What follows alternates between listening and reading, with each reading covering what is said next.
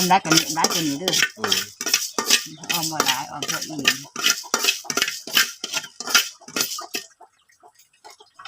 ลุงโอ้น้ำเหลืองจำเนี่ยลุงเห็นเรื่องแฮะเรื่องอยู่อ่ะใส่ดีกันใส่ดีกัน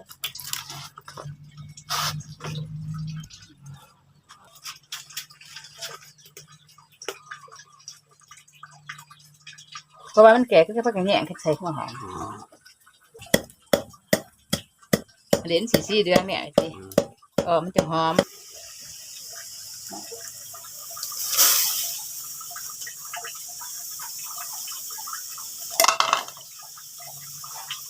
อีกแบบมันถึงเนาะ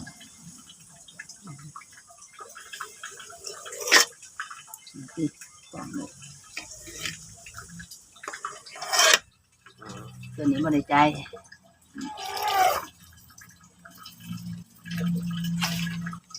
บิดเวลาหนักประเด็กด่วนๆบิดอะไรบ้างทั้งหมด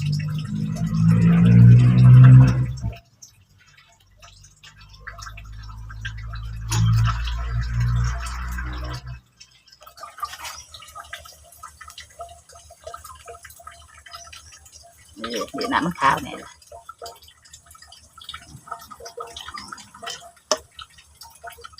ก็ตัดขาดสิทำให้ปลาเปื่อยที่จึงเอาใส่แบบนี้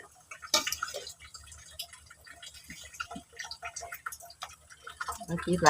นี่ต้นใหญ่แบบเพราะว่าเขานี่ตัดตอนปลาเพราะว่าเขาด้วยกันตอนไปตอนมันขั้นตอนนะเลือกนี่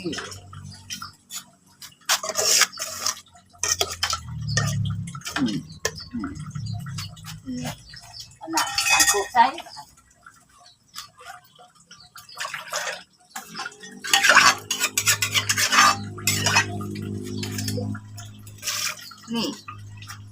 น้ำดังโคกน้ำดังโคกนี่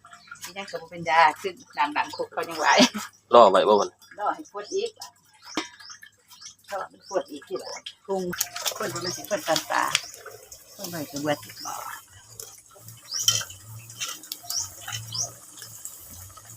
หอมหน่อยจ้ะหอมโบ้ตรงมาค่อยโคเร่มันเติบอ่ะปิดไปเฮ้ยเติบเอาผักแห้งลูกดูสิสักก่อนเลยเนี่ยสุกง่ายจะสิเนื้อโอ้เพิ่มบ่คันบ่พอยังมันพอยังเพิ่มตามใจปากแกของเพิ่มตับคือแบบตักกินได้